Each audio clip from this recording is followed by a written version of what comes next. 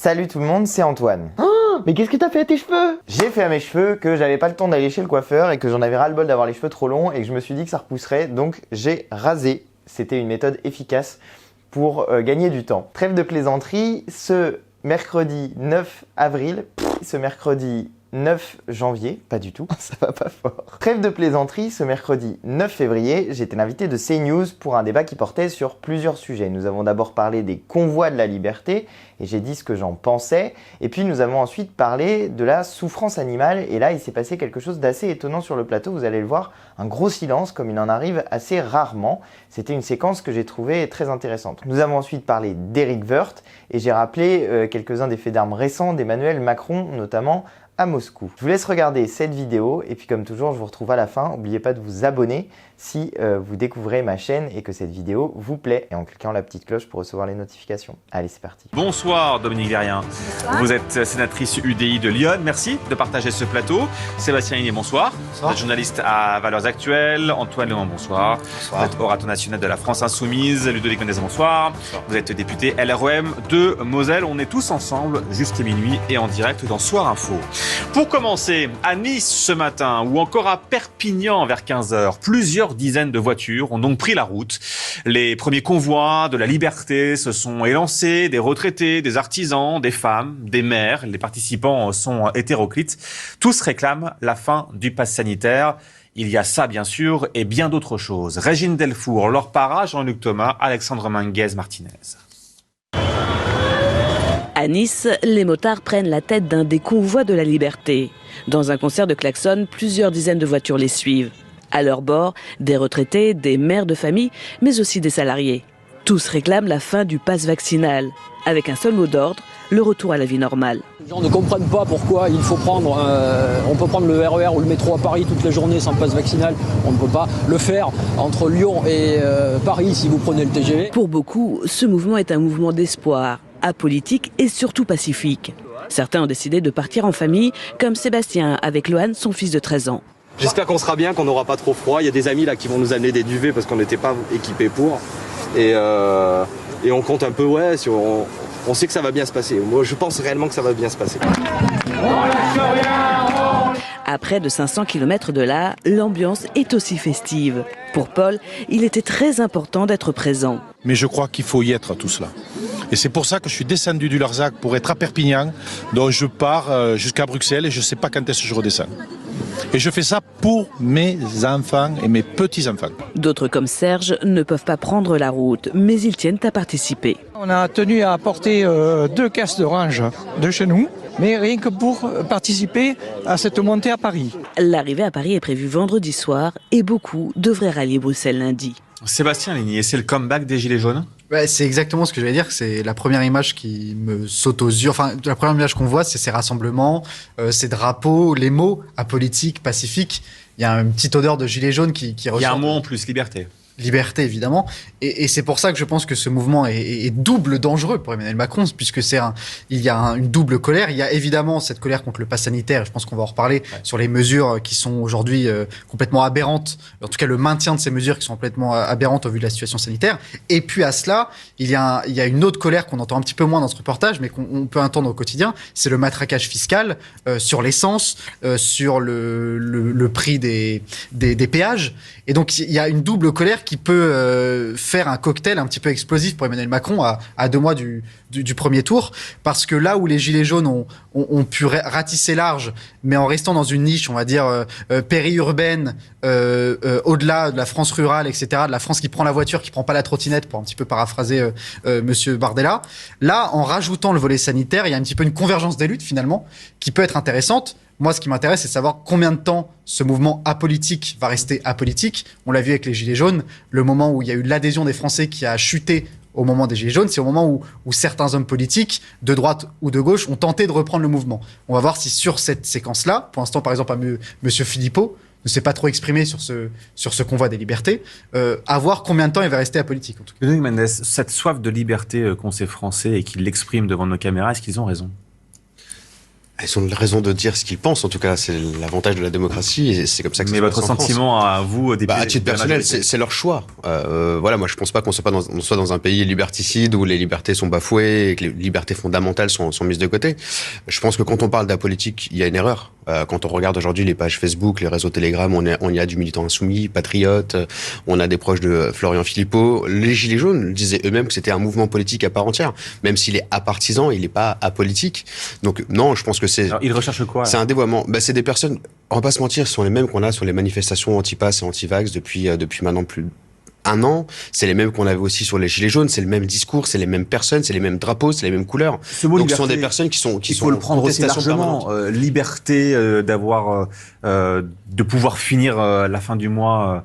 Sauf que là, c'est pas ce qu'ils disent. Oui, mais plus généralement, le mot liberté. Mais là, on peut l'entendre. Un peu leur discours, c'est un peu ça aussi. On peut l'entendre. Et moi, je vous l'ai dit honnêtement, je les ai reçus à plusieurs reprises, du moins pour ceux qui avaient envie de dialoguer, d'échanger. J'étais moi-même dans les ronds-points. Voilà, il y a besoin de dialoguer, d'échanger. Vous parlez des Gilets jaunes. Non, mais au-delà des Gilets jaunes, déjà aussi des personnes qui étaient anti-pass, anti-vaccination, et on les a reçus parce que c'est important de dialoguer, d'avoir un échange, de se respecter, de tolérer les différences justement. Donc on est dans une démarche qui est complètement différente. Là, la liberté, certains la mettent à toutes les sauces. On est dans une période un peu particulière. C'est pas un mouvement national, ça se fait ailleurs. Mais on essaie de copier ce qui se fait ailleurs, mais dans un cadre réglementaire qui est bien différent. En France, on ne peut plus aller au restaurant sans être vacciné. Est-ce que ce n'est pas une absence de liberté? Non. Fondamentalement parlant, non, ça n'est pas une absence de liberté. Ça a été reconnu. Ça a été reconnu par le Conseil d'État et le Conseil constitutionnel. Quand on ne peut pas travailler parce qu'on n'est pas vacciné, c'est pas une absence de liberté. Ça concerne très peu de personnes. Droit du travail, ça concerne très peu de personnes. Si je peux terminer mes propos. Non, mais allez-y. Vous dites que c'est pas un manque de liberté, mais c'est pas. Non, c'est reconnu comme tel. Ce n'est pas une liberté. C'est pas un manque de liberté fondamentale. Ne pas pouvoir travailler, c'est pas un manque de liberté. C'est pas un manque de liberté fondamentale. Et les personnes ont fait un choix. Elles avaient la possibilité de faire. Elles avaient la pour les gens qui n'ont pas d'autre possibilité que leur travail. Elles avaient la possibilité de faire un choix. Elles ont fait leur choix. Là, sur ce coup-là, sur le pass vaccinal, ça concerne très peu de personnes, ça concerne quelques soignants, c'est même une exception, les chiffres sont très faibles. Donc oui, il peut y avoir un débat dans le pays, il y a des personnes qui ont le droit de ne pas être en accord avec la politique nationale, et tant mieux, c'est ça la démocratie, et je le revendique sans aucun problème. Sauf que la liberté, on peut la mettre à toutes les sauces. Et aujourd'hui, ils veulent plus de services publics, payer moins d'impôts, plus de ci, payer moins de ça. C'est aussi une réalité qu'il faut prendre en considération. Et ces personnes aujourd'hui, pour certaines, demandent des choses différentes, ne sont pas toutes d'accord sur ce qu'elles veulent, en fait, globalement. Donc c'est difficile de les mettre d'accord aussi. Donc il y a un mouvement de contestation qui existe. Il y a aussi, pour certains, une once de complotisme qui existe et qui est une réalité qu'il faut prendre en considération.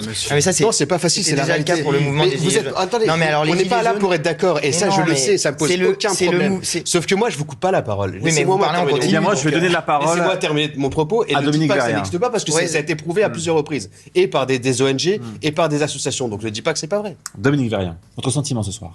Alors, mon sentiment, c'est qu'on a commencé par les Gilets jaunes et qu'on finit aujourd'hui par le convoi de la liberté, et que globalement, ça veut bien dire que la fracture qui existe toujours. Et le problème, c'est qu'après les Gilets jaunes, il y a eu le grand débat.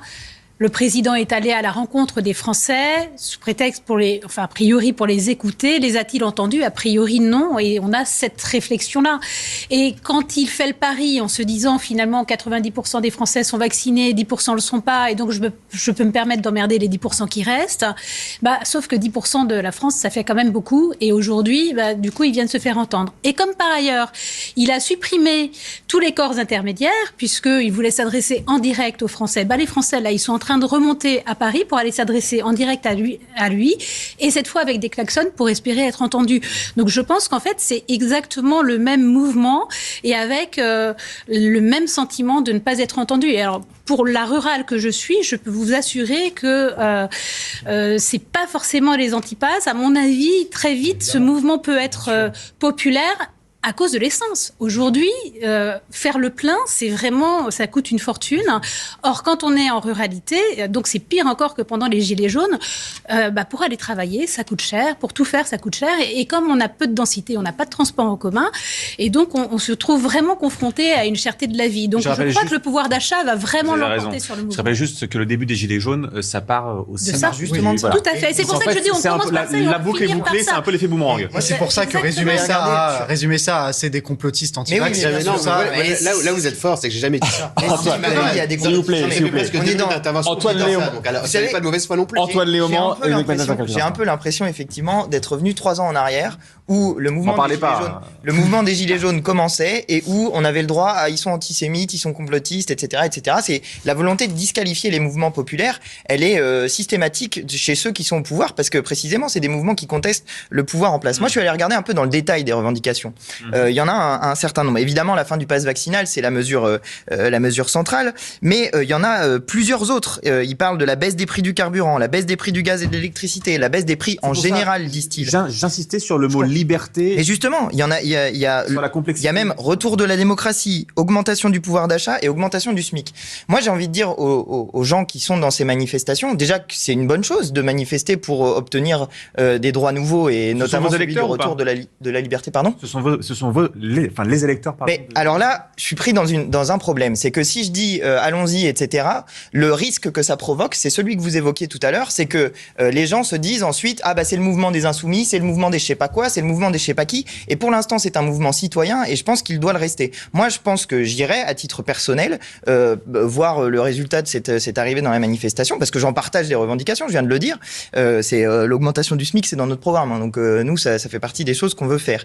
Mais je pense que pour que ce mouvement soit puissant, il faut qu'il reste un mouvement citoyen et que justement ne mettent pas dedans leurs doigts ceux qui sont dans le monde politique. Sinon, eux-mêmes diront non, nous n'avons pas envie d'avoir un tel, nous n'avons pas envie d'avoir un tel.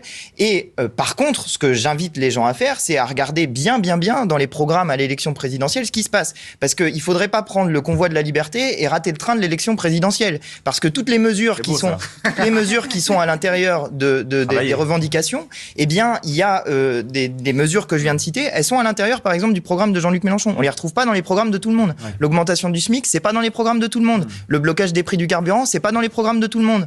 La fin du pass sanitaire, c'est pas non plus dans le programme de tout le monde. Donc c'est dans le programme de Jean-Luc Mélenchon. Et moi, j'ai plutôt tendance à dire l'inverse. J'ai plutôt tendance à dire l'inverse. C'est que si les gens ont envie de nous récupérer, nous, à la fin, le 10 avril, qu'ils le fassent. Mais sur le mouvement, je pense que pour qu'il soit puissant et fort, il faut qu'il reste un mouvement citoyen. Gérald Darmanin dit ceci. Aujourd'hui, on n'a pas de renseignements démontrant que cela s'organise de manière importante, mais nous sommes attentifs et la réponse de l'État sera extrêmement ferme si c'est le cas. Il y a un droit à manifester, mais il n'y a pas de droit de bloquer les gens qui ont envie de libre circuler, entre guillemets. Donc, d'ailleurs, les pousser dans cette logique-là, c'est pousser à ne pas respecter les lois de la République. Donc, on n'est plus dans un schéma démocratique, mais dans un système de diktat. Et là où moi j'ai un problème, c'est que toutes les personnes qui sont en opposition à Emmanuel Macron soutiennent de facto ou indirectement ce mouvement, sans remettre en question le fait que ces personnes ne veulent aucun responsable politique autour d'eux. Donc c'est plutôt un système d'anarchie que de démocratie.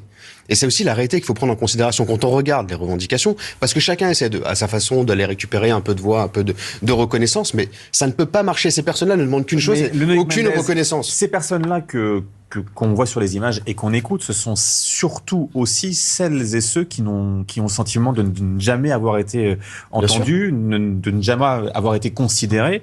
Il y a des gilets jaunes, mais il y a aussi plein d'autres personnes, des cadres supérieurs qui se greffent aussi à cette manifestation. Ce n'est plus le stéréotype du gilet jaune qu'on a bien voulu faire des ronds-points il y a 3 ans. Bien. On voit que les profils quand même évoluent. Mais il y a de tout, mais bien sûr. Mais attendez, des gilets jaunes de l'origine. Oui, les personnes sont parfois en difficulté. L'augmentation du gasoil. Ceux que j'appelle les gilets jaunes des ronds-points, celles et ceux qui étaient sur les ronds-points au tout début. Quand vous rajoutez la situation sanitaire à cela, ça crée un Oui, c'est pour ça. Excusez-moi, mais j'ai le sentiment que le profil a un peu évolué quand même. Bien sûr, mais quand vous dites on n'a pas le droit d'empêcher la libre circulation des personnes, et c'est pas exactement ce que vous êtes en train de faire avec le pass sanitaire / vaccinal. Ça n'a rien à voir. Ah bon? Vous voulez l'opposer, mais ce n'est pas le cas. Quand on empêche quelqu'un de prendre le train, ce n'est pas le cas. Le Conseil constitutionnel et le Conseil d'État sont plus que formels sur le sujet. Vous voulez mettre les libertés les unes identiques les unes aux autres, ce n'est pas le cas. Il faut les remettre en question. Est-ce que vous pouvez me répondre par oui ou par non? Est-ce que empêcher quelqu'un de prendre le train ou l'avion, ce n'est pas... On n'empêche pas les gens de prendre le train ou l'avion, on leur demande de présenter un pass sanitaire. Au pire des cas, il y a d'autres façons. Non, un pass vaccinal. Un pass vaccinal. Maintenant, c'est un pass sanitaire avant. Un pass vaccinal. De cette modification. On ne dit pas aux gens qui ne peuvent pas, on dit qu'ils doivent présenter un pass. C'est tout.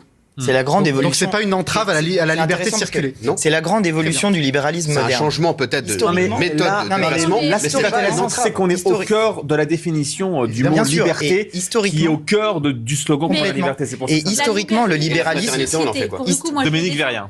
Je vais malgré tout défendre le vaccin, puisque on est dans une société et l'idée c'est aussi de pouvoir se protéger les uns les autres et éviter l'embolie de l'hôpital, parce qu'en réalité, c'est une des raisons pour lesquelles le vaccin est la à ce raison. point. C'est la raison. Mais pour autant, elle nous concerne tous. C'est-à-dire, demain, on se casse la jambe, on a besoin d'aller à l'hôpital, on est content de pouvoir être reçu.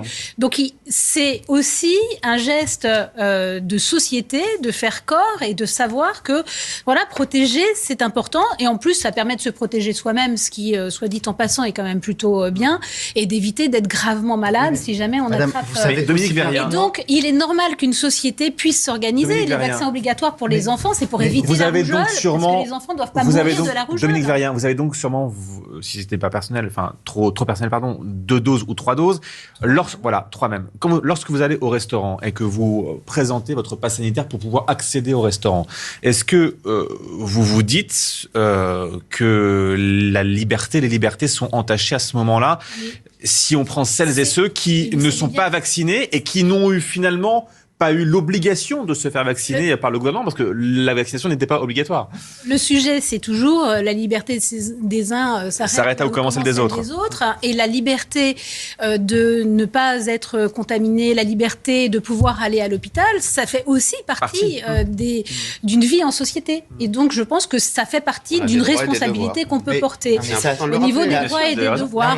Mais tout le monde est d'accord, à partir du moment, je vous coupe après vous prenez la parole, ça marche à partir du moment où être vacciné empêche la transmission du virus. On le sait, ça a été prouvé à maintes reprises par le passé. Ça empêche d'aller à l'hôpital. Oui, mais vous nous dites que... Moi, je dis que c'est pour protéger l'hôpital. Je dis pas que c'est pour empêcher...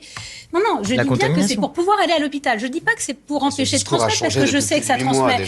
Mais que si on transmet, la personne en face, si elle est vaccinée, n'en mourra pas. Ça, c'est bien. L'argument de la liberté des uns s'arrête là où commence celle des autres. C'est un argument qui a été utilisé au début de la crise, justement, qu'il y avait beaucoup d'incertitudes autour du vaccin, autour du virus et de l'efficacité du vaccin. Ce que je dis juste simplement, c'est qu'aujourd'hui, remettre cet argument-là, de dire que finalement, en se vaccinant, on protège les autres, c'est faux. Et les chiffres le prouvent. L'hôpital. Si, c'est ce que vous dites. On protège un pays dans son ensemble, dans le fonctionnement. Et en protégeant l'hôpital, en se vaccinant, on protège l'hôpital. Mais aujourd'hui, l'immense majorité des gens qui sont hospitalisés et qui vont en réanimation sont aussi des gens vaccinés. Il y en a aussi beaucoup. Quand il y a 40 à 50% des gens qui vont en réanimation. Si, c'est vrai.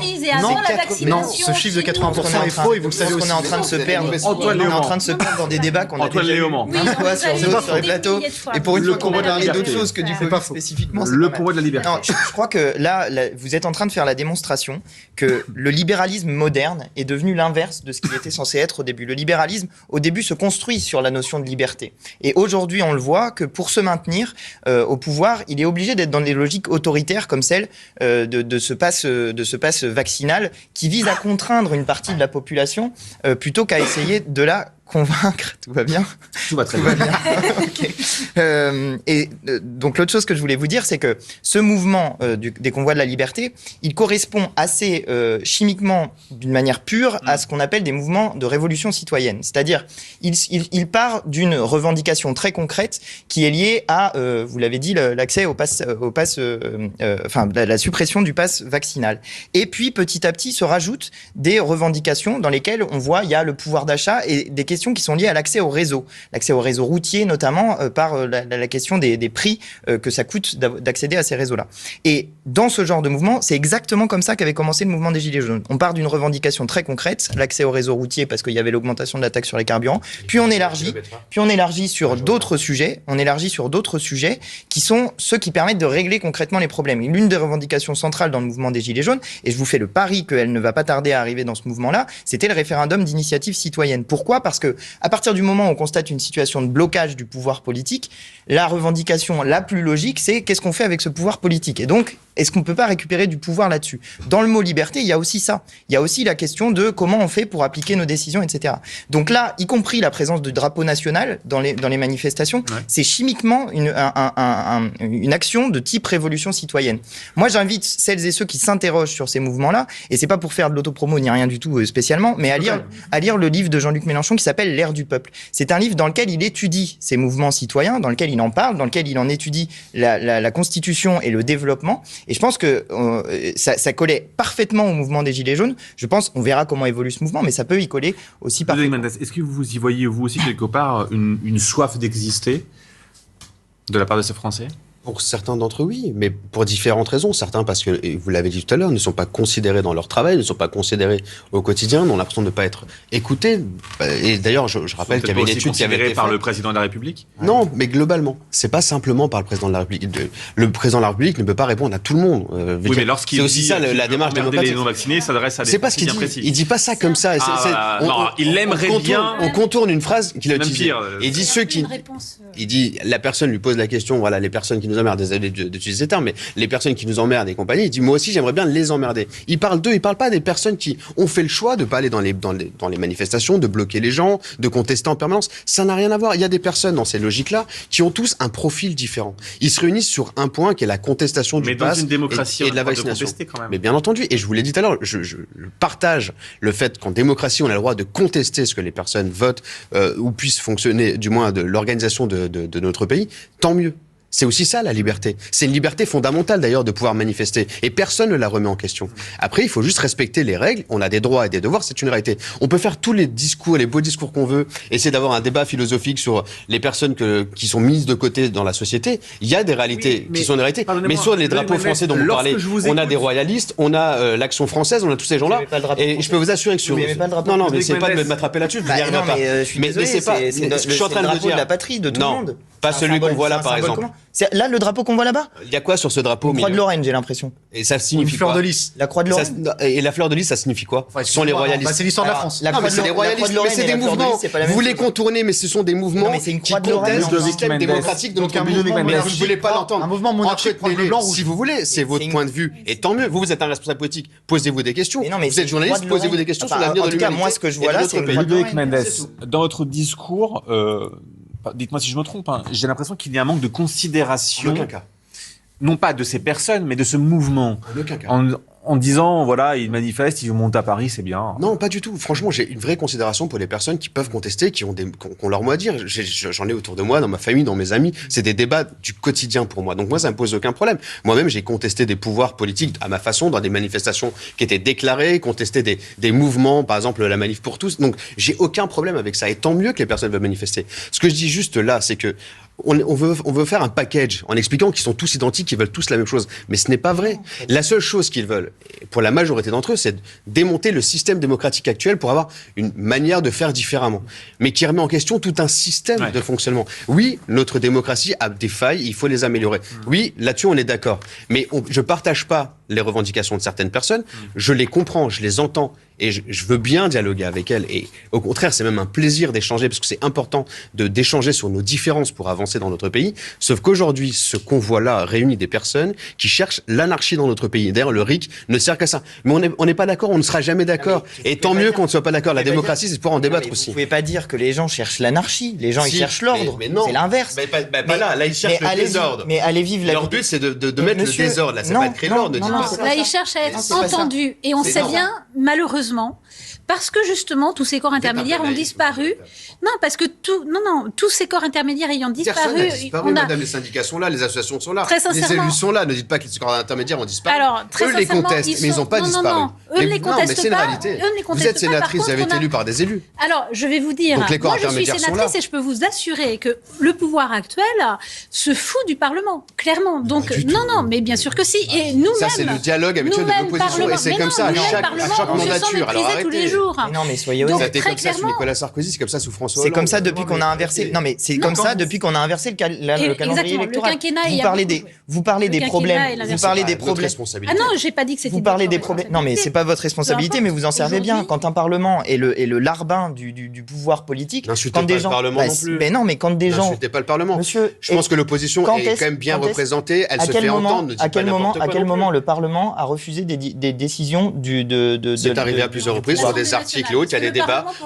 Une majorité n'a jamais autant amendé que la nôtre. C'est une réalité aussi. Mais en allant dans le sens du gouvernement. Mais vous voyez bien. On ne va pas dans votre sens que le système ne marche pas. Vous voyez bien qu'Emmanuel Macron a pu faire passer tout ce qu'il a voulu pendant 5 ans sans opposition à l'Assemblée, compte tenu du fait que vous avez une majorité absolue. Quand vous faites revoter des lois la nuit. Mais oui. Quand vous faites revoter des lois la nuit sur le pass sanitaire. Si monsieur vous avez fait voter aucune loi la nuit. Quand vous avez fait voter des lois la nuit parce que vous n'aviez pas quand vous n'avez pas assez de députés de la République en marche parce que vous êtes trompé sur votre appel et qu'il n'y avait pas assez de députés de la République en marche dans l'Assemblée. Non, c'est faux. Donnez-moi la date, l'heure et le texte. Lors des débats, vous n'allez pas m'avoir avec ça. Vous êtes un journaliste. Vous mentez sciemment sur un plateau télé. Vous savez très bien que la République en marche a... Vous n'avez pas honte? Non, laissez-moi finir. Vous devriez. Vous savez très bien que la République en marche, à plusieurs reprises lors des débats sur le pass sanitaire, a été prise en défaut. Il n'y avait pas assez de la majorité à l'Assemblée et il y a des lois qui n'ont pas pu être passées et qui ont été revotées en deuxième lecture la nuit. Non, c'est pas vrai. Des amendements qui ont été votés la nuit après un rappel à l'ordre de la République en marche pour qu'il y ait assez de députés sur place. Vous pensez tenir la réalité, ce n'est pas vrai. Les amendements ou des articles peuvent être bloqués et revotés, ça arrive à chaque fois sur n'importe quel texte. Le problème, c'est qu'on parle de textes qui sont parfois compliqués, dans une urgence, et voter la nuit, ça n'a jamais posé de problème. Et on l'a fait. Et le week-end aussi sur la loi immigration. Donc ne dites pas n'importe quoi. Le pass vaccinal, c'est le sujet qui nous intéresse également ce soir parce que c'est une des revendications du convoi de la liberté qui pourrait être mis de côté fin mars, début avril si la situation des hôpitaux, bien sûr, s'améliore. C'est la bonne nouvelle du porte-parole du gouvernement aujourd'hui, Gabriel Attal.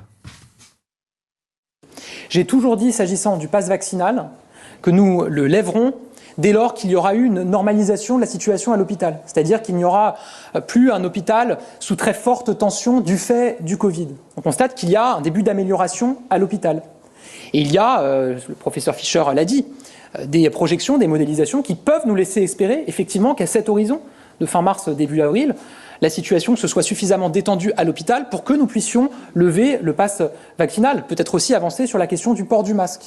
Mais dans les projections que nous faisons au regard de ce qu'on se constate aujourd'hui, au regard de ce qu'on constate à l'international, dans d'autres pays qui ont été frappés avant nous par la vague Omicron, oui, il y a des raisons d'espérer qu'à cet horizon de temps, la situation se sera suffisamment améliorée pour que nous soyons en mesure de lever ces ultimes mesures. Dominique Vérien, certains diront tout ça pour ça finalement lorsque la situation est plus ou moins critique. Enfin voilà, le pass vaccinal pourrait être levé. En tout cas, on verra les chiffres, ce qui motivera la décision du gouvernement. Il faut aussi le voir que c'est dans la dynamique de cette campagne présidentielle. Vous y voyez quoi vous comme signe? Bon, comme signe, j'y vois que l'élection présidentielle arrive et il faut que le pass vaccinal soit levé avant l'élection présidentielle. Donc ça, clairement, au niveau du timing, parce que je ne crois pas du tout que ce soit le problème de l'hôpital, justement, qui soit réellement réglé. Et puis, en plus, c'est un peu compliqué à comprendre parce qu'à la fois, on nous promet de lever le pass vaccinal, mais du coup, il faut être vacciné absolument pour le 15 février. Je suis pour le vaccin, je suis vaccinée, je l'ai dit, 3 doses. Mais il est vrai que, bon, ça fait... j'ai l'impression que c'est un peu cafouilleux et qu'en tout cas... probablement, peut-être, le convoi de la liberté, plus l'élection présidentielle, va nous libérer plus rapidement que ce qu'on aurait pu souhaiter, au moins momentanément, du pass vaccinal. Je suis sûr que c'est la lecture qu'en fait également Ludovic Mendes. En aucun cas.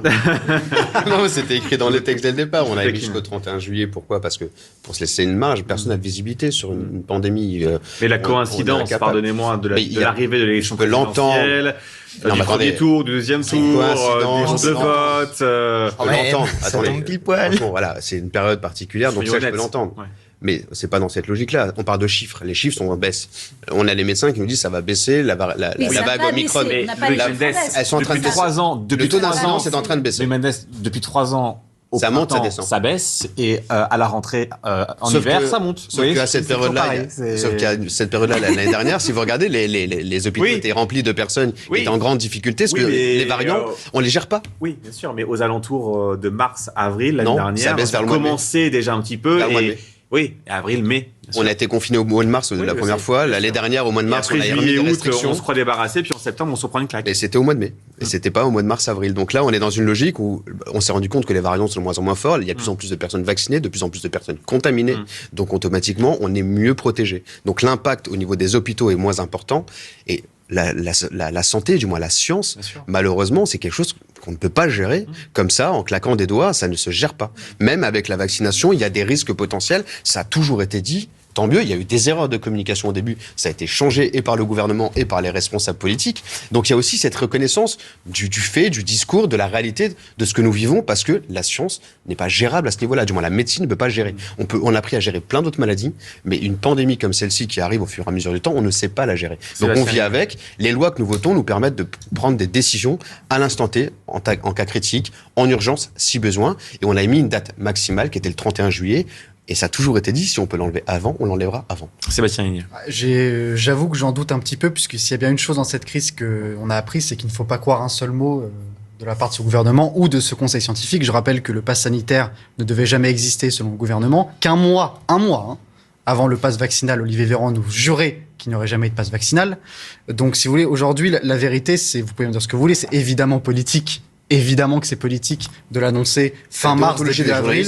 Fin mars, début avril. La vérité aujourd'hui, c'est que le gouvernement tente de trouver une porte de sortie qui puisse faire en sorte qu'Emmanuel Macron garde la tête haute. Ce qui est intéressant, c'est que c'est un moyen évidemment ridicule et évidemment pathétique d'apparaître comme le grand libérateur de Français qu'il a lui-même emprisonné.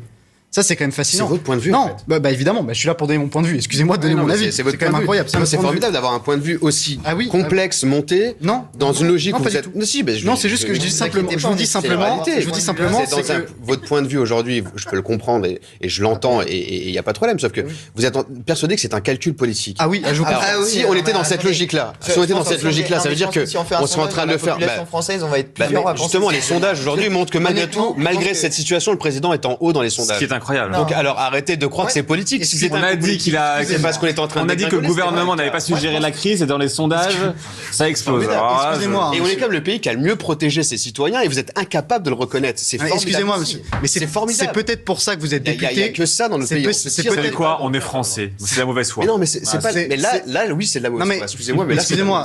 Quand on n'est pas d'accord, c'est la mauvaise foi. Bon, c'est facile. Non, c'est pas histoire d'être d'accord. Vous montez toute pièce un raisonnement qui n'existe pas. 30 secondes. C'est formidable. Après, je vous laisse parler. Mais qui n'existe pas pour vous. Mais voilà. Mais il n'existe pas. C'est le monde macroniste. C'est dès qu'il y a une opposition. C'est vrai qu'avec le temps, c'est vrai qu'à chaque fois qu'on entend Gabriel Attal, on se demande quand même. Mais si vous voulez, pourtant, il fait son rôle de porte-parole du gouvernement. Pourtant, Gérald Darmanin sur BFM TV, les chiffres existaient et il a essayé de passer à travers.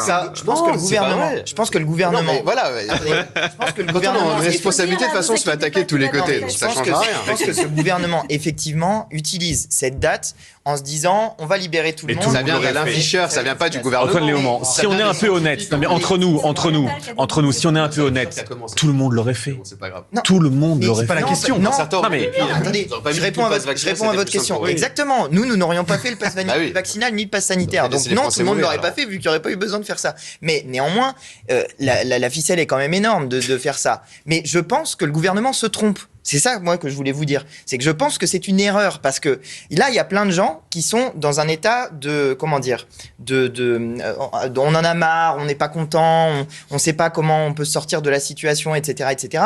Et il y a un peu de sinistrose, de tristesse, il y a une ambiance un peu morose. C'était le mot que je cherchais. Merci beaucoup. Il y a une ambiance morose. Or, si on lève ce pass sanitaire, ce que j'espère bien va arriver fin mars, début avril, ça serait le très bon moment pour ça. Ça créera l'inverse. Ça peut créer de l'euphorie, de l'optimisme, de la joie de retrouver la liberté et d'avoir reconquis. Donc là, on se recontamine tous. Et non, c'est pas ça. Et on passe au pass vaccinal. Ils n'iront pas voter.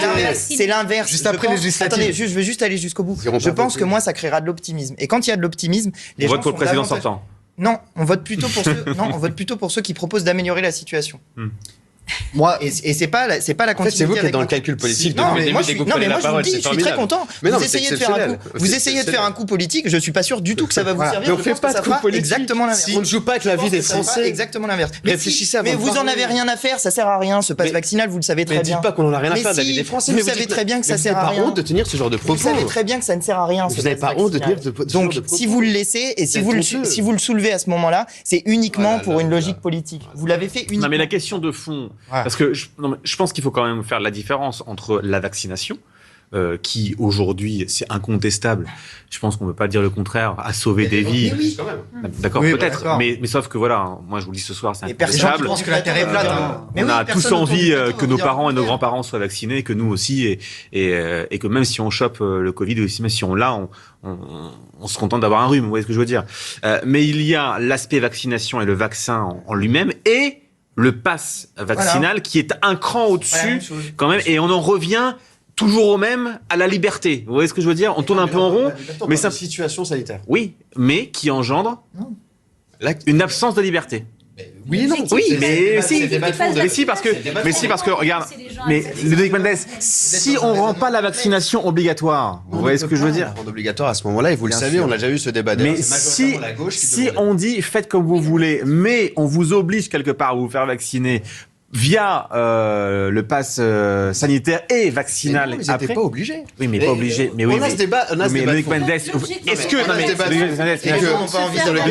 est-ce que vous imaginez aujourd'hui, il y en a encore, hein, la vie des Français non vaccinés? C'est un enfer. J'imagine pas, ils sont. C'est un enfer. C'est une obligation vaccinale, même le. C'est un enfer. Je souhaite même pas à mon pire ennemi. Vous voyez ce que je veux dire? Véran a dit lui-même, c'est une obligation vaccinale déguisée. Non mais voilà, non mais c'est sûr. Non mais voilà, il faut dire les choses. C'est tout. Il y a des pays qui ont fait l'obligation. C'est un enfer. Maintenant, le débat qu'on peut se poser, c'est pourquoi. Merci de le reconnaître. C'est un enfer. Tout à l'heure, vous disiez que c'était pas une restriction de liberté. Je répète ce qu'il vient de dire. Ça me dérange pas. Parce que vous avez répondu, je peux peut-être répondre s'il m'a posé une question. Allez-y. Donc vous dites c'est un enfer, mais c'est un choix qu'ils ont fait. C'est pas méchant quand je dis ça. Les personnes qui ne veulent pas se faire vacciner aujourd'hui, on leur a prouvé scientifiquement que c'était le meilleur moyen de se protéger. Ils ont fait le choix, des fois pour certains pour des idées politiques, d'autres pour des dogmes, d'autres pour des idées complotistes, de ne pas se faire vacciner. Et d'autres par peur. On en et revient au souhait d'emmerder les Français par le président. Concrètement, on y est. Mais si le président ne parle pas de toutes les personnes qui veulent pas se faire vacciner, pas des personnes qui manifestent tous les week-ends. Mais toutes celles et ceux qui ne sont pas vaccinés aujourd'hui sont emmerdés, pour reprendre les mots du président, dans leur vie du quotidien. Mais pardonnez-moi, mais c'est un enfer. Vraiment, c'est un enfer. Ça va peut-être être le c'est la personne qui va vacciner aujourd'hui qui a fait ce choix. Ils ont fait jouir leur liberté. Oui. Mais non. Donc, qu'est-ce qu'ils nous reprochent? Mais ils ont fait jouir leur liberté. Un choix sous la contrainte, c'est pas. Mais contraint et forcé. C'est comme si vous attachiez un bras à quelqu'un et que vous lui disiez choisissez côté gauche ou côté droit. C'est ça que vous êtes en train de faire. Vous attachez le bras de quelqu'un et vous lui dites choisissez le côté. C'est formidable. Caroline Fiat tient un propos super protégeant pour les personnes de santé, de vaccination et compagnie. Et vous êtes là en train de défendre l'inverse. Non, vous êtes incapable à la France Insoumise d'être d'accord en plus. Vous êtes incapable. Mais non, mais moi il n'y a aucun problème. Vous êtes incapable. Ce que je dis, c'est que vous voulez pas entendre ce que je réponds. Laissez-moi répondre. Vous êtes incapable de comprendre qu'il y a des gens qui sont pour le vaccin et qui sont contre le pass vaccinal. Il y a des droits et des devoirs. Si dans notre pays on part du principe que chacun fait ce qu'il veut en individualité, on n'a plus de système collectif et on met notre démocratie. La suite du débat dans quelques instants. Le débat sur le pass vaccinal. On le termine maintenant avec vous. Est-ce que vous vouliez rajouter quelque chose? Vous vouliez rajouter quelque chose? Allez-y, Antoine Léaumont. Plusieurs fois, vous avez dit on a des droits et on a des devoirs. Et il y a une petite musique inquiétante dans la Macronie qui consiste à dire que les devoirs précéderaient les droits. Ouais. C'est pas le cas en France. C'est pas le cas en République. En République, il n'y a que des droits. Et le seul devoir qu'on a, c'est de faire respecter les droits. À commencer par le top du top des droits qu'on a créé en 1789, qui est la Déclaration des droits de l'homme et du citoyen. Il y a une musique vraiment très inquiétante. Et moi, j'invite les Français à dégager Emmanuel Macron en 2022, parce que si jamais on nous fait une société où les devoirs passent avant les droits, c'est tous les Français qui vont trinquer. Oui, non, moi j'avais une question, monsieur le député, si j'ai encore le droit de poser une question. Vous avez parlé tout à l'heure du fait que le gouvernement et le conseil scientifique avaient apporté toutes les preuves scientifiques des bienfaits de la vaccination et du pass sanitaire. Déjà, je remarque encore une fois, vous ne comprenez pas qu'on peut être vacciné contre le pass vaccinal. Mais bon, apparemment, ça, encore une fois, ça peut être politique. Si, parce que vous en permanence, vous avez... depuis tout à l'heure, je dis anti-vax et anti-pass. En permanence, les deux. Vous corroborez vous êtes de mauvaise foi. Ensuite, je vous pose une question simple. Quelles sont les preuves scientifiques des bienfaits de la vaccination sur un enfant de 16, 17 ans, sur un adolescent ou un jeune adulte de 20 ans? Je ne suis pas médecin, je ne dis pas les études. Non, mais vous nous dites, nous avons apporté toutes les preuves scientifiques du bienfait de la vaccination. Le gouvernement l'a fait. Allez sur le site internet. Quelles sont... Non, mais excusez-moi, donc vous êtes... le gouvernement. Non, mais ici, vous êtes ici en tant que vous me posez une question, représentant de la République En Marche. Je vous pose une question, je vous réponds. Quelles sont les preuves de la République En Marche? Allez sur le site de l'Agence nationale du médicament et l'Agence européenne du médicament, tout y est. La Haute Autorité de Santé aussi. Je ne sais pas, je suis pas médecin, j'ai pas tout lu. Je lis pas tous les rapports, excusez-moi, mais j'ai d'autres. En tant que parlementaire, j'ai aussi d'autres missions. Très bien. Donc, vous n'êtes incapable, je note, vous êtes incapable aux yeux des téléspectateurs de donner une preuve scientifique des bienfaits, je note, des bienfaits de la vaccination. Sur les 16 à 17 ans, par rapport à votre question, non, je n'ai pas la réponse. Très bien. Et excusez-moi d'avoir l'humilité de reconnaître devant des centaines de milliers de personnes que je n'ai pas la réponse. Et je suppose que ma collègue sénatrice n'aurait pas la réponse. C'est tout à votre honneur. Voilà, je demande juste, je suis pas médecin. Non mais très bien, mais alors pardonnez-moi, Sébastien Ligné, Ludovic Mendes qui est député à l'REM de Moselle. À 25 ans. Non mais d'accord, ok, mais il n'est pas forcément, c'est comme alors. Oui, mais le problème c'est quand les politiques. Oui, mais Sébastien Ligné, vous savez, on fait aussi le procès. Vous savez, parfois, vous savez si bien que moi, quand on va en soirée, on pose une question. Mais pourtant, vous êtes journaliste, vous savez pas. Le journaliste ne sait pas tout non plus. Vous voyez ce que je veux dire? Non, mais je suis d'accord. Et j'adore les hommes politiques et les gens en général qui sont capables de reconnaître quand ils ne savent pas. Mais la différence, c'est que depuis le début de la crise, la politique s'est immiscée dans la politique médicale et dans la santé publique. Quand le politique et donc la République en marche, quand la majorité... Mais ça, c'était inévitable. C'était inévitable. C'est une crise laissez-moi sanitaire finir, et s'il c'est vous le plaît. Juste politique qui laissez-moi doit prendre finir. Quand la majorité s'empare de la politique sanitaire française, j'estime qu'il est normal. C'est inévitable puisque c'est le politique in fine qui prendra les décisions. Que les représentants de cette majorité puissent apporter des preuves, des lois qu'ils ont voulu faire voter. Aujourd'hui, on n'est plus de 200 à l'Assemblée. Aujourd'hui, vous savez bien qu'on n'a pas tous les mêmes. Mais non, mais c'est facile. Mais vous êtes plusieurs journalistes à valeur. Vous n'avez pas tous les mêmes sujets de traitement. C'est la réalité aussi. Oui, mais moi, je ne vote pas des lois qui concernent 68 millions de Français. Ne soyons pas mauvais. Ne soyez pas de mauvaise foi. Je ne vote pas une loi qui a des répercussions sur. Mais on est un collectif à l'Assemblée, même au Sénat, on est un collectif. Il y a des spécialistes. On est Dominique Verrier. Et sur un sujet de loi, on a tous le point à apporter. On est obligé de se spécialiser puisque en fait, le Parlement, que ce soit le Sénat ou l'Assemblée, traite de lois du mardi matin au jeudi soir en permanence. C'est jamais, mais majoritairement, en tout cas c'est comme ça que ça fonctionne au Sénat, c'est jamais le même sujet. C'est comme si c'était, si on était dans un amphi avec, dans une fac et on va chacun faire ses études, des interrogations, voilà, je sais plus, et donc en fonction qu'on ait de la commission culture, de la commission des lois, de la commission des affaires sociales, on est d'accord on va dans l'hémicycle sur ces sujets-là plus spécifiquement. Vous venez me dire, au Sénat, vous avez voté contre l'extension du pass vaccinal aux moins de 18 ans. Et donc, j'ai fait confiance à mes collègues des affaires sociales qui connaissaient mieux le sujet que moi. Moi, j'étais au niveau de la commission des lois. On ne peut pas être au top sur tous les sujets. Je peux vous parler d'un certain nombre de textes. C'est pas ce que je dis. Même moi ce soir, regardez, ce soir, on traite entre 8 et 10 sujets. Pardonnez-moi, j'ai une équipe qui bosse pour moi et j'ai remercié qui font des fiches. Parce que sinon, je deviens fou. Ce que je dis simplement, c'est d'avoir une preuve scientifique. Une seule. Je ne vous demande pas d'être spécialiste, d'avoir bac plus 5 médecine. Mais quand on applique une loi, vous voulez absolument sur ce sujet-là. Mais parce que, excusez-moi, mais c'est un truc, j'en ai pas parlé. Antoine Léaumont a un truc grave à dire. Il y a un truc grave dont on n'a pas parlé, c'est que c'est pas seulement le politique qui s'est emparé des questions sanitaires. Les décisions sanitaires, elles ont été prises dans un conseil de défense sanitaire qui est soumis au secret défense et sur lequel on n'a aucune prise. Justement, l'un des problèmes, c'est que ça n'a pas été porté assez devant l'Assemblée nationale et que la Macronie a voulu imposer de force un certain nombre de mesures qui étaient autoritaires, avec lesquelles nous avions des oppositions et nous avions des explications sur les raisons de notre opposition. Et la Macronie n'a rien écouté de ce que disaient les autres parlementaires justement dans cette crise sanitaire. Nous n'avons cessé de faire des propositions à ce pouvoir politique en adoptant une attitude dès le début de cette crise qui était une attitude d'opposition responsable, en disant vous proposez ça, on n'est pas d'accord avec ça, vous proposez ça peut être pas mal. Par contre, vous faites pas ça et ça serait bien. Exemple, les purificateurs d'air dans les salles de classe, qui est un sujet qu'on a cessé de répéter sur les plateaux, si bien qu'à la fin, ils en étaient limite à se moquer de nous, en disant oui, vous proposez toujours les purificateurs d'air dans les salles de classe. N'empêche que c'est toujours pas fait. N'empêche que ça pourrait être utile pour la prochaine pandémie. N'empêche que si on veut que nos enfants puissent aller à l'école et qu'on puisse faire diminuer le risque pour les maladies qui sont aérosols, je vais juste finir, mais si on peut avoir ces purificateurs d'air à un moment donné dans les écoles, ça sera utile, quelle que soit la maladie qui par ailleurs se propage par l'air. Le problème, c'est que certains ont voulu imposer dans le débat la sensation qu'il n'y avait qu'une seule solution qui permettait de sortir, dont les purificateurs d'air. C'est vous qui dites ça ? Je termine juste là-dessus. Il n'y a pas eu il n'y a pas eu que le vaccin et le pass sanitaire et le pass vaccinal. Il y a eu plein d'autres choses qui ont été mises en place en accompagnement. Les Allemands l'ont fait. Les Allemands l'ont fait et malgré tout, ils ont reconfiné l'année dernière. Il y a eu des études et je rappelle juste qu'au niveau des écoles, parce qu'on demande toujours à l'État de prendre la responsabilité, c'est les collectivités locales. Les départements, c'est les collèges. Les régions, c'est les lycées.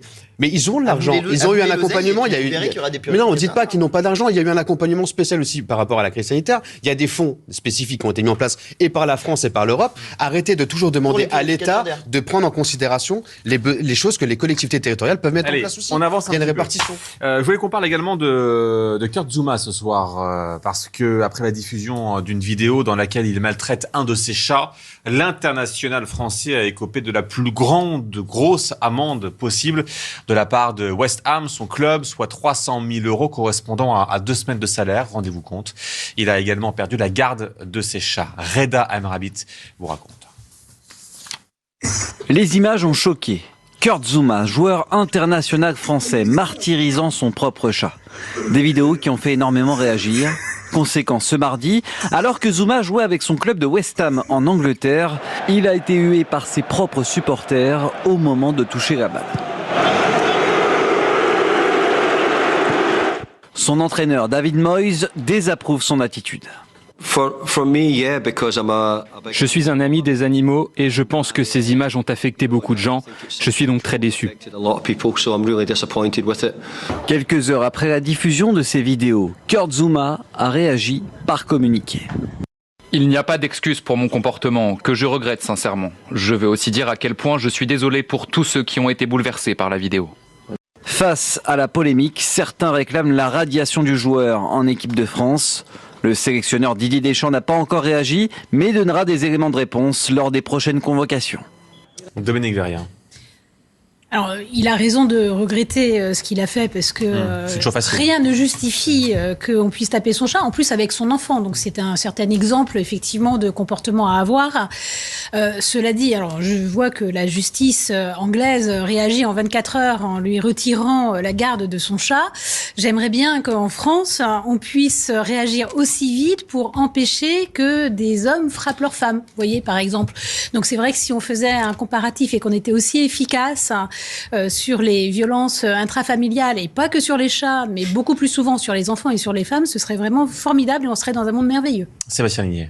Moi, ce qui m'intéresse surtout au-delà de la stupidité et la violence de la vidéo, c'est justement le fait que c'est filmé, qu'il y a des rires, que finalement on met en scène la violence gratuite comme ça. Et c'est quelque chose qu'on remarque de plus en plus, surtout chez une jeune génération, qui voit en fait en ces actes de violence gratuite des trophées à brandir auprès de ses amis, auprès de ses copains. C'est devenu normal. C'est le cas pour la violence, là, en l'occurrence, envers les animaux, mais c'est aussi le cas avec, dans les banlieues, les jeunes qui se mettent en scène en train de tirer au mortier contre les policiers. C'est le cas de ces jeunes qui se filment en train de faire des rodéos urbains avec des scooters. C'est qu'aujourd'hui, toute la violence, le non-respect de la loi est filmé comme finalement le dernier acte de méprise envers l'État et envers les règles de droit. Finalement, regardez, la justice est tellement faible qu'on peut se filmer, qu'on peut en rigoler, et de toute manière, personne n'en fera rien. Et ça, je pense que c'est le plus grave dans cette vidéo. Ludovic Mendes. Je suis indigné par la vidéo. Je crois tout le monde l'est. On peut pas accepter n'importe quelle violence, d'ailleurs, qu'elle soit sur un animal, sur un être humain, et pour n'importe quelle raison, que ce soit la haine ou la violence. Est-ce que ça en dit long aussi sur la violence? Je ferai volontairement aucun parallèle avec même ce qui a été dit sur le plateau. Qui traverse la société. Il ne faut pas mélanger tous les sujets et qu'il y a des choses qui sont graves et qu'on doit traiter et accompagner. D'ailleurs, c'est pas la justice qui l'a enlevé. Je crois qu'il a de même lui-même ramené après la publication le chat. Ils ont été saisis, à l'équivalent de la SPA. En France, d'ailleurs, il risquerait 4 ans de prison et 60 000 € d'amende suite à la modification des textes de loi. Donc il y a une réalité. Non, aujourd'hui, je ferai pas de parallèle parce que je pense qu'il y a des gens qui peuvent frapper un animal et qui frapperont jamais un être humain, et comme il y a des gens qui frapperont des êtres humains qui ne frapperont jamais des animaux. Mais la violence et la haine aujourd'hui, dans notre pays, comme dans l'ensemble de la société occidentale, est un vrai danger pour l'ensemble de l'humanité. Et il y a une remise en question permanente à avoir sur ce sujet-là. Et c'est pour ça que volontairement, depuis tout à l'heure, j'essaie de dire qu'il y a des choses qu'on ne peut pas tolérer dans certaines manifestations et dans certains propos, parce que c'est dangereux pour l'avenir de l'humanité. Dans sa globalité, j'ai l'impression qu'on finit par accepter des discours de haine, de violence, des mots de guerrier, de combat, même dans le discours politique, et que c'est devenu normal. Et là, la maltraitance, qu'elle soit animale, qu'elle soit intrafamiliale, qu'elle soit envers les femmes, envers les hommes, envers une religion, une sexualité, un genre, n'a pas lieu d'être, ne doit pas avoir lieu d'être dans notre pays. On doit être dans un schéma de tolérance, d'amour, de respect. Et ça, c'est important de le rappeler. Et je pense que le politique a toute sa place à jouer. Et à force d'avoir des discours de plus en plus clivants et d'avoir une volonté d'avoir un discours de guerrier, de combat, fait qu'on a des personnes qui ne se rendent plus compte des actes qu'ils commettent. Mais là, moi, ce qui m'interroge, c'est comment ces vidéos sont sorties, pourquoi elles sont filmées, et quel est l'objectif, en fait, quel est l'impact que la personne qui a filmé a cherché à avoir. Et quand on regarde, elle a des smileys. En fait, la personne qui filme, ça la fait rire aussi. Et comme c'était normal. Mais aujourd'hui, qu'on course un chat ou un chien ou un enfant ou une femme dans un appartement pour lui mettre des claques et la frapper, c'est la même chose. Et on doit absolument pas tolérer ce genre de comportement. Son frère qui filme. Son frère, pour moi, excusez-moi, mais il est complice. Au lieu de l'arrêter, il préfère filmer et le regarder. C'est un familial, visiblement. Et c'est la pire bêtise qui puisse exister. Et c'est comme ça que je dis que malheureusement, on s'habitue à des choses qui nous font tomber. Antoine Léaumont. Oui, je suis d'accord avec ce qui a été dit. Je comprends pas, en fait. Moi, ça me sidère totalement qu'on puisse avoir des actes violents envers un être sensible qui n'a pas même le pouvoir de faire quoi que ce soit vis-à-vis de ça, à part s'enfuir. On le voit dans la vidéo, le chat s'enfuit. Enfin, moi, ça me met extrêmement mal à l'aise. J'en ai 2, des chats, et je les aime beaucoup. Et de voir ça moi, ça met les larmes. Est-ce qu'ils proviennent de l'élevage de Marine Le Pen? Mes chats, non, certainement pas. Je sais pas, mais ça. Parce qu'elle est éleveuse maintenant. Moi, ça me. Vous savez, depuis le confinement, elle a passé son. Mais moi, de voir ça, ça met extrêmement mal. Mais plus largement, ça dit des choses de notre société. Pourquoi les gens sont autant choqués quand c'est un chat qui est maltraité, et pourquoi ne le sont-ils pas quand c'est une maltraitance de masse des animaux dans l'ensemble de la société qu'organise notre système alimentaire? Pourquoi on n'est pas choqué que des millions de poussins soient broyés? Pourquoi on n'est pas choqué que des poules vivent sur des feuilles? Parce qu'on ne le voit pas. Parce qu'on ne le voit pas. Parce que moi, quand une vidéo d'L214 sort, les gens sont choqués. Les gens sont choqués. On est choqués une fois de temps en temps. On est choqués par l'image. Il y a énormément de choses qui se passent. La castration des porcs à vif, l'abattage qui est pas toujours, où les bêtes sont pas toujours bien étourdies. Tout ça, c'est de la maltraitance animale. Et c'est pas moins choquant quand c'est une vache, quand c'est un cochon, quand c'est une poule, que quand c'est un chat. Donc, personne le dit. Je pense que à partir du moment où c'est filmé, l'indignation est la même. Mais oui, mais justement, le problème est le suivant. C'est comment ça se fait qu'on accepte collectivement de maltraiter à ce point les animaux. L'engagement de Jean-Luc Mélenchon concernant les animaux, il en a ou pas? Oui, bien sûr. Nous, on a toute une partie de notre programme qui concerne la maltraitance animale et la souffrance animale.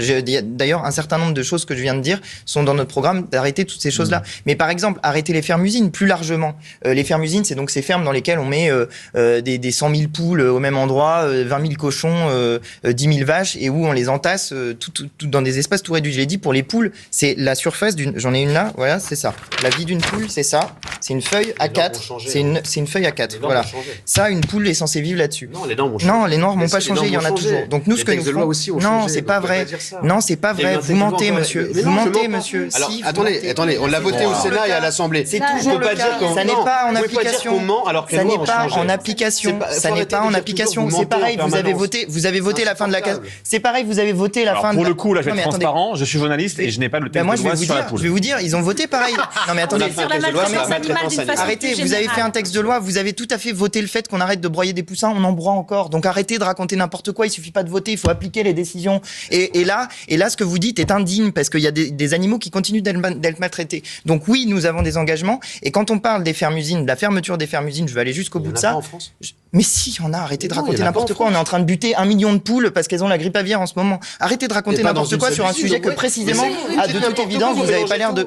Mais vous mélangez tout volontairement. Mais parce que je vais aller jusqu'au bout. Cherchez le pathos de la personne qui nous regarde. Je cherche pas le pathos. Je cherche pas le pathos, monsieur. Je suis en train de vous parler d'un sujet grave. Donc les fermes-usines sont actuellement des lieux... Si vous me laissez juste finir sur ça, après je vous laisse mouliner autant que vous voulez.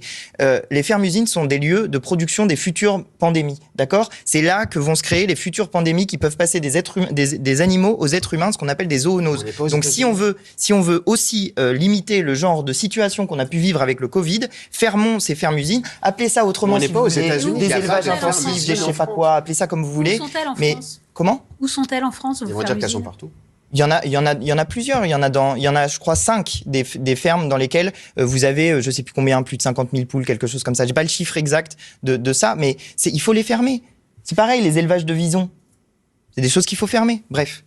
Par exemple, nous proposons de fermer les élevages qui servent à faire de la fourrure. Voilà. Une des mesures simples pour arrêter la souffrance animale. De tuer des bêtes qui vont servir ensuite à faire des vêtements. Est-ce qu'on a vraiment besoin de ça ?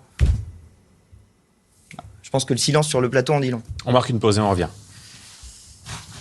23h29 avec Sébastien Ligny, Antoine Léaumont, Ludovic Mendes et Dominique Verrien. Éric Woerth rejoint Emmanuel Macron. Il ne va pas soutenir, donc vous l'aurez compris, Valérie Pécresse. Ça fait grincer des dents du côté des Républicains. Voici ce que dit Éric Woerth, qui fera d'ailleurs la une du Parisien aujourd'hui en France demain, jeudi. Un second mandat d'Emmanuel Macron serait une chance pour la France. Face à de considérables défis, la France a besoin d'un président expérimenté. Quoi qu'on en dise, il a montré qu'il savait gérer les crises les plus graves. On ne veut pas avoir un président débutant tous les 5 ans. Je n'adhère pas au discours de LR qui décrit une France qui n'est pas tout à fait la mienne, une France nostalgique, recroquevillée sur elle-même. Est-ce que c'est un non-événement, Dominique Verrien ? Alors, c'est un non-événement parce que, effectivement, Éric Woerth, aujourd'hui, a laissé assez peu de souvenirs. Si on est à l'Assemblée nationale, on sait à peu près encore qui c'est, mais sinon, après, je pense que quand j'en parle autour de moi, les moins de 50 ans ne savent pas vraiment qui il est, donc je ne crois pas que ce soit très, très grave. Et puis après, personnellement, je soutiens Valérie Pécresse et je dirais qu'elle est, à mon avis, au moins aussi professionnelle que peut l'être Emmanuel Macron, qui se vantait d'avoir énormément d'amateurs autour de lui. Valérie Pécresse aura des professionnels. Éric Woerth, il y a en septembre 2021, au Figaro, disait que c'était affreux, toutes ces dépenses, il fallait maîtriser. Et d'ailleurs, ça a toujours été son discours. Aujourd'hui, il considère que c'est un président qui n'a pas plus dépensé que les autres. Ce qui peut être gênant, c'est qu'il a une carrière Woerth, professionnelle si on plus refait son assurée parcours, chez Emmanuel Macron. Ministre de Nicolas Sarkozy, qui rejoint donc le président. Ça pourrait donc aussi vouloir dire que potentiellement Nicolas Sarkozy, qui n'a pas encore soutenu Valérie Pécresse, pourrait soutenir le président sortant. C'est là où ça pourrait commencer à devenir compliqué. Ça peut surtout vouloir dire qu'Éric Woerth se voit plus d'avenir aux côtés d'Emmanuel Macron qu'aux côtés de Valérie Pécresse, à mon avis. Lui a promis un poste de ministre. Allez savoir. Sébastien Ligny. C'est un événement à condition que ce ne soit pas le simple ralliement. Ouais. Si ça s'arrête à Éric Woerth, ce ne sera pas l'événement de l'année. Surtout qu'en termes de ralliement, à droite, il se passe plus de choses en ce moment qu'Éric Woerth. Là où c'est intéressant, et c'est là où c'est pas vraiment étonnant, c'est qu'Emmanuel Macron continue une stratégie électorale qu'il a préparée depuis maintenant 5 ans, c'est-à-dire qu'il compte attirer vers lui, comme en 2017, avec Édouard Philippe ou Gérald Darmanin, toute, on va dire, l'aile Macron compatible des Républicains, qui ne se reconnaissent pas dans la ligne droitière de Valérie Pécresse, en tout cas la ligne que Valérie Pécresse tente d'incarner tant bien que mal.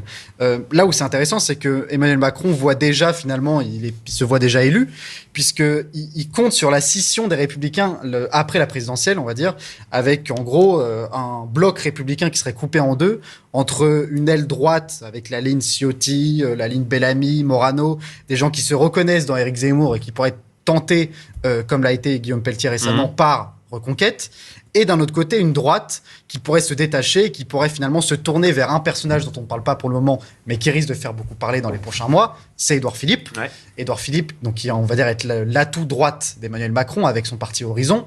Édouard Philippe l'a déjà annoncé, il veut peser sur la campagne législative, et Édouard Philippe le sait très bien. Plus il ramène du monde des Républicains, plus il a des députés, plus son parti Horizon est important au sein de la maison commune de la majorité, plus son poids va être important sur le discours et sur la politique d'Emmanuel Macron pour, pourquoi pas, 2027. Donc Éric Woerth, ça peut être le début de quelque chose d'important. Ludovic Mendes, est-il heureux de l'arrivée de Éric Woerth ? Je ne parlerai pas d'être heureux de l'arrivée d'Éric Woerth, mais ce qui m'intéresse, c'est de voir que le président arrive à rassembler autour de lui des personnes de différents horizons. Et c'est intéressant, justement, de voir. Ce qui m'intéresse, c'est sa déclaration. Parce qu'elle est pleine de messages. Qu'on parle de non-événement d'un côté ou d'un événement de l'autre, sa déclaration est un événement à part entière. Il défonce un peu des portes ouvertes, pardonnez-moi. Non, parce qu'il reconnaît aussi le fait qu'il assume de lui avoir tapé dessus et il reconnaît, et ça lui pose aucun problème d'assumer ce qu'il a dit jusqu'à maintenant. Et malgré tout, il part du principe qu'aujourd'hui, pour lui, le seul à pouvoir incarner l'avenir, c'est Emmanuel Macron. Peut-être que c'est aussi sa déclaration de fin sur Nicolas Sarkozy interroge aussi. D'ailleurs, quand on lit dans la presse, il y a le soutien de Nicolas Sarkozy aujourd'hui à Valérie Pécresse, c'est compliqué. Je pense que les Républicains traversent, du moins, cette droite UDI et LR traversent une difficulté importante. D'un côté, des personnes qui vont chez Éric Zemmour, comme vous venez de le dire, et je pense qu'il y en a d'autres qui vont pas tarder à annoncer leur ralliement, dont des maires de villes importantes ou des vice-présidents des Républicains, ou de l'autre côté, des personnes qui rejoignent Emmanuel Macron. Mais on a aussi ce phénomène à gauche. Eduardo Riancipel, qui est un ancien porte-parole du Parti socialiste, a rejoint Territoire de progrès encore aujourd'hui ou hier, justement, qui est ce qu'on appelle l'aile gauche de la Macronie, comme certains aiment le dire. Donc ça vient pas simplement d'un côté ou de l'autre. Il y a une réalité, c'est que le président arrive à créer auprès de certaines personnes un consensus pour préparer l'avenir. Alors, il y a des gens qui ne seront pas d'accord autour de ce plateau, et tant mieux, je le rappelle, c'est la démocratie, et c'est bien qu'on puisse en débattre, mais ça prouve qu'il y a un mouvement et de gauche et de droite. Ça vient pas simplement d'un seul côté, et c'est important de le rappeler quand même. Je rappelle ce que dit Gérald Darmanin, le ministre de l'Intérieur. Bienvenue Éric Woerth, grande voix de la droite gaulliste et libérale dans le rassemblement qui soutiendra Emmanuel Macron, un homme sincère et qui regarde objectivement l'intérêt de la France au-delà des petits calculs partisans. Ce qui est finalement la politique aujourd'hui, hein. On va pas se raconter de salade. C'est une grande chance de l'avoir parmi nous. Il est sincère. C'est pour ça qu'il doit la reprendre. Il le reconnaît quand même dans sa déclaration. Il a quand même un peu beurré la tartine, le ministre de l'Intérieur. Hein. C'est le choix de Gérald Darmanin. Il a accueilli un vieux compagnon de route. Ah bah alors là, il y a tout, hein. Ah, il y a tout. Il a mis le paquet. On est tous divers, c'est différent, c'est important. Je trouve que le timing et les mots qu'il utilise sont assez cocasses. Il parle d'un président expérimenté, il dit aussi le mieux à même de défendre l'intérêt de la France et des Français. On a vu à quel point le président expérimenté qui défend l'intérêt de la France s'était pris une grosse tôle à Moscou et était incapable d'assumer justement l'idée gaulliste que je défends moi avec Jean-Luc Mélenchon, d'une France indépendante qui soit... C'est marrant parce que vous êtes tous alignés. C'est énorme. Ah, c'est énorme. C'est incroyable. Le pauvre général. Mais attendez, quand même, nous proposons la sortie de l'OTAN. Jusqu'à preuve du contraire, on est les seuls. Oui. Bon, voilà. Ça, c'est une position gaulliste. Le Pen, ça, c'est une position. Non. À un moment, ils l'ont fait. Bah non. En tout cas, ils le disent plus alors, parce qu'on se retrouve à être un peu les seuls à assumer une position où on veut être et indépendant des Russes et indépendant des États-Unis, et d'avoir une France qui soit non alignée, une France qui soit souveraine et une France qui soit indépendante. Ça, c'est une position gaulliste. C'est pas l'impression que donne ni Nicolas Sarkozy, dont il était ministre, ni Emmanuel Macron, on va pas qui est faire 45 minutes sur Éric Woerth. Bon. Je voulais qu'on parle, et c'est lié bien sûr à la présidentielle, des parrainages. 939 pour Valérie Pécresse qui est en tête, donc c'est bon, elle peut se présenter. Emmanuel Macron 926, c'est bon, même s'il n'est pas encore candidat. Et pour Anne Hidalgo, c'est bon, même si elle est à 2 ou 3% d'intention de vote, voire 1,5% dans le dernier sondage d'hier. Sondage Elab, je crois, si je ne me trompe pas, ou peut-être que oui. Enfin bref, c'était 1,5%. Marine Le Pen inquiète ce matin sur Europe 1 parce qu'elle les a pas encore. Nous avons 400 et quelques parrainages. Bon, il faut le temps de les envoyer, mais nous en avons 400 et quelques. Il n'en demeure pas moins qu'il nous en manque 100. Et que c'est un problème démocratique majeur. C'est extrêmement grave. Ce sont les millions d'électeurs français qui devraient s'élever contre cette situation. Donc c'est un vrai signal d'alerte ce matin. Oui, ce n'est pas une dramatisation, ce n'est pas une victimisation. Je suis vraiment inquiète. Il y a beaucoup de maires qui pensent qu'on les a parce qu'ils n'imaginent pas qu'une candidate arrive au second tour de l'élection présidentielle la dernière fois et donnée au second tour cette fois-ci puisse ne pas les avoir. Eh bien, c'est pourtant la réalité. Nous ne les avons pas. J'ai aucun intérêt à le dire, honnêtement, mais je suis obligée de dire la vérité. C'est dingue, ça, quand même. Bon, elle n'a aucun intérêt à le dire, sauf qu'elle le dit à chaque élection, et son père avant elle, et pour autant, le père s'est présenté 5 fois. Oui, mais apparemment, c'est réellement de plus en plus compliqué, surtout que depuis que ce n'est plus anonyme, depuis le 2017. Alors c'est vrai, aujourd'hui ça n'est plus anonyme, et il est vrai que ça repose sur les élus locaux. Mais ça pose une question. Pourquoi est-ce que, quand on choisit des élus locaux, on les prend en règle générale modérés, et donc du coup, ils n'apporteront pas leur signature à des partis plus extrêmes. Parce qu'on prend et le quand maire... c'est loin, quand c'est l'Europe, quand c'est la présidentielle, là, on peut voter pour des partis plus extrêmes. Ce qui est compréhensible, lorsqu'on est maire d'une petite commune, qu'on se connaît tous et toutes, qu'on n'est pas engagé politiquement dans un parti, et qu'on apporte un soutien à tel ou tel candidat, ça veut dire bien qu'on se donne une étiquette qu'on n'avait pas jusqu'à maintenant. Et ça peut être préjudiciable pour les élections qui viennent et pour le reste de la mandature. Donc ça pose un réel problème. En 2017, les maires n'avaient pas tous encore compris, réellement compris que ce n'était plus anonyme. Là, ils l'ont bien compris. C'est ça le truc.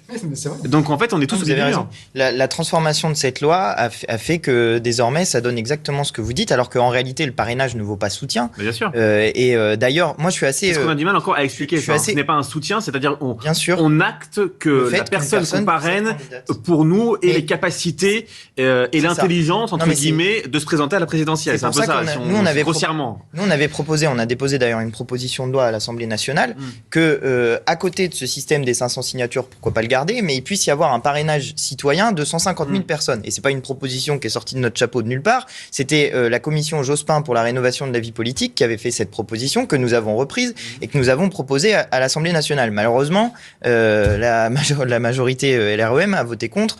On se demande bien pourquoi, parce que peut-être qu'ils espèrent que ça puisse bloquer. Bah oui, évidemment, les partis qui ont beaucoup d'élus locaux, ils espèrent pouvoir bloquer les autres avec le manque de signatures. Il n'y a pas de remise en question de votre propre politique. Je voudrais juste dire... C'est toujours la faute des autres. Bah écoutez, je suis contre la 5e République, j'espère la changer. Ça s'appelle la démocratie, acceptez-le, c'est un peu difficile. C'est le système qui marche pas. Vous parlez de transparence, de liberté en permanence. Tout à fait. La démocratie, c'est transparent, là c'est organisé. Vous avez là, pas vous voulu. le contestez, vous êtes quand même exceptionnel. C'est pas ça. J'ai dit, on a fait une proposition. Vous êtes exceptionnel. Vous êtes toujours en train de dire quelque chose. On a fait une proposition. Ça vous concerne pas. Antoine Léaumont, prenez le compliment. Vous êtes exceptionnel. Mais non, prenez le compliment. C'est paradoxal de dire ce genre de choses. Vous êtes le seul à dire non. Bah dites oui. C'est formidable de passer à mon avis. Merci beaucoup de le reconnaître. Il y a assez d'élus locaux, de conseils départementaux. C'est très sympa. C'est très sympa. Donc, je suis tellement exceptionnel que la prochaine fois, je vous invite à voter les lois du candidat que je soutiens, puisque c'est le candidat qui est lui aussi exceptionnel. Non, mais plus sérieusement, cette proposition de loi, elle n'était pas une exclusion de la loi des 500 signatures, c'était juste une possibilité ouverte pour des candidats d'avoir ces parrainages citoyens. Moi, je pense que dans un moment comme celui-ci, ça aurait pu être extrêmement utile. Mais plus largement, c'est toute notre démocratie qu'il faut rénover. On l'a vu aux dernières élections locales. Quand le taux de participation il est autour de 30 ou 40%, ça veut dire qu'il y a une désaffection majeure des citoyens pour les élections. Donc cette désaffection. Comment ? On parle d'un vote en pleine pandémie. Non, c'était à ce moment-là, il n'y avait plus de restrictions. Mais bon, si, aux élections régionales et départementales, il n'y avait plus de restrictions. Mais il y a eu quand même une énorme abstention. Donc je pense que c'est globalement qu'il faut repenser le système, à la fois pour que ce système des parrainages soit rénové, mais aussi pour que notre démocratie soit rénovée. Nous, c'est ce qu'on propose de faire avec une mesure concrète qui est la 6e République. Je pense que désormais, il est temps qu'on change ce système. Le vrai problème que ça pose, c'est une question de légitimité de l'élection. Vous l'avez un petit peu annoncé sur le ton de la blague, mais comment on peut déclarer une élection légitime comme une candidate comme Anne Hidalgo, et c'est 1%, bientôt 0 si ça continue. Le ton de la blague, je rappelle que les chiffres sont factuels. Mais évidemment. Donc, une candidate à 1% est capable d'avoir 600, 700, 800 parrainages, et des candidats qui sont susceptibles d'aller... c'est le maillage et c'est le réseau territorial. Oui, mais le problème, c'est que pour moi, quand on parle aux gens, ils nous posent des questions. Ils se demandent, par exemple, comment ça se fait qu'il faut 500 parrainages pour pouvoir se présenter. Pourquoi on peut continuer à donner des parrainages à des candidats qui ont déjà les 500, par exemple ? Pourquoi c'est une course à celui qui en aura le plus ? Quel est l'intérêt d'Emmanuel Macron d'en avoir 900 ? Ce que fait le Conseil constitutionnel publié étape par étape, ça c'est nouveau ça. Oui. Il le faisait déjà un petit peu en 2017. Il publiait le nombre, mais il publiait pas les noms. C'est ça, ils l'ont publié après. Les noms, c'est nouveau. Non, les noms, ils l'ont publié après. C'est la course à l'échalote, quoi. C'est les petits chevaux, quoi. Mais c'est ça, mais c'est ça le problème. Attendez, il y a un autre problème aussi, en plus, qui se rajoute, c'est les subventions. Non, avant, c'était le nombre de parrainages, c'était comme ça. Ouais, alors ça, parce qu'après, derrière... Mais si. J'étais maire rurale. Non, mais alors, j'étais maire rurale. C'est pas tout à fait pareil. Subvention de quoi ? Attendez, les subventions de quoi ? Les subventions qui tombent de l'État, non, mais de la région. Mais c'est la réalité. N'oubliez pas que vous êtes extraordinaire, Antoine. Il n'y a pas de subvention de l'État donnée à tel ou tel maire pour telle ou telle raison. C'est même pas le gouvernement qui les distribue. Mais il y a des gens, il y a des maires. Mais il faut arrêter l'idée de complot permanent. Mais non, mais parlez avec des maires. Parler avec des maires, c'est ça qui dit. Mais je parle avec des maires, mais jamais de la vie. L'État ne verse pas de subvention à tel maire parce qu'il a décidé de soutenir le gouvernement. Là, vous dites n'importe quoi. Dans mon département, il y a 414 maires. Franchement, ils sont assez libres.